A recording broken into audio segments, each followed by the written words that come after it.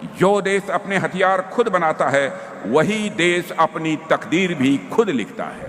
कि अंग्रेज भारत से कच्चा माल ले गए तो हमारा ध्यान प्रायः कपास, मसाले या चाय पर जाता है, किंतु एक और बेहद महत्वपूर्ण जो कच्चा माल था वह पोटेशियम नाइट्रेट यानी सोरा जिसे हम बोलते हैं, और यह वही पदार्थ है जिसका इस्तेमाल गन पाउडर बनाने में किया जाता है। आज़ादी से पहले ही हमारे यहाँ ऑर्डिनेंस फैक्ट्रीज की स्थापना हो चुकी थी। ईस्ट इंडिया कंपनी के दौर में भारत के एक महत्वपूर्ण रणनीतिक योगदान को अक्सर हम नज़रअंदाज कर जाते हैं। जब हम कहते हैं कि अंग्रेज भारत से कच्चा माल ले गए तो हमारा ध्यान प्रायः कपास, मसाले या चाय पर जाता है, किंतु एक और बेहद महत्वपूर्ण जो कच्चा माल था वह पोटेशियम नाइट्रेट यानी सोरा जिसे हम बोलते हैं, और यह वही पदार्थ है जिसका इस्तेमाल गन पाउडर बनाने में किया जाता है। भारत में उस समय सोरा का बड़ा भंडार पाया गया और ईस्ट इंडिया कंपनी ने इससे अपनी मिलिट्री कैपेबिलिटी मजबूत की थी। सदियों पहले भी हमारी धरती ही थी जो दुनिया में ताकत का एक बड़ा स्रोत बनी थी, यानी भारत की रक्षा उद्योग की जड़ें आज की नहीं हैं, मैं मानता हूं कि हमारे भारत में बहुत ही गहरी हैं।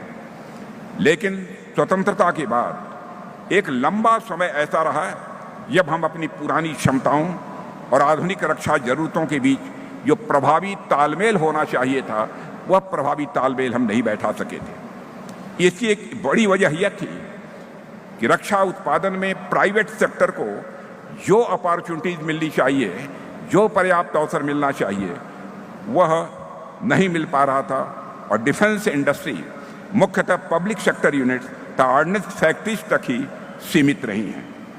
लेकिन हमारे प्राइम मिनिस्टर की लीडरशिप में हमने यह समझा कि सेल्फ रिलायंट इंडिया, आत्मनिर्भर भारत और मेक इन इंडिया के लिए प्राइवेट सेक्टर की एनर्जी का उपयोग आवश्यक है। इसलिए पॉलिसी रिलेटेड रिफॉर्म्स, नीतिगत सुधार भी किए गए। एफडीआई को, फॉरेन डायरेक्ट इन्वेस्टमेंट को लिबरलाइज किया गया, स्ट्रेटेजिक पार्टनरशिप मॉडल को लागू किया गया, पॉजिटिव इंडिजिनाइजेशन लिस्ट लाई गई। हम लोगों ने एक लंबी लिस्ट मोर देन 5000 आइटम्स की तैयार की है। जब से डिफेंस मिनिस्टर के रूप में जिम्मेदारी हमने संभाली है, प्राइम मिनिस्टर मोदी जी की लीडरशिप में हम लोगों ने एक पॉजिटिव इंडिजिनाइजेशन लिस्ट तैयार की है जिसमें मोर देन 5000 आइटम्स हैं।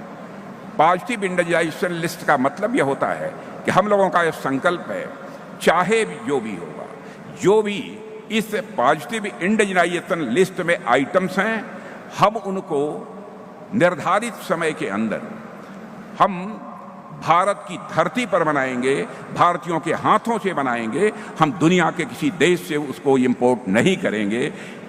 इसके लिए जो भी आइटम्स लिए जा सकते हैं उन आइटम्स को इसमें शामिल किया गया है। आईडेक्स, अदिति और टीडीएफ जैसी योजनाओं से हमारे जो यंग इनोवेटर्स हैं उनको भी बराबर प्रोत्साहन देने का काम हमारी सरकार कर रही है।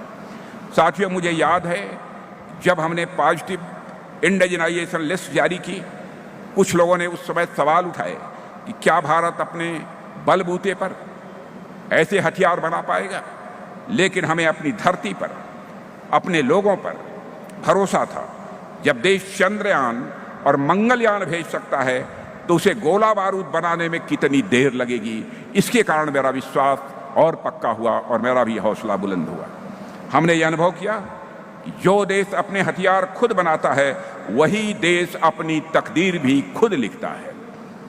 साथियों, अब दुश्मनों को जवाब हमारी सेना देगी और ताकत हमारे ये कारखाने देंगे। In the ₹9 workshop that you're providing, what all do you cover? In ₹9, you'll learn how to automate your reports, how to automate your presentation.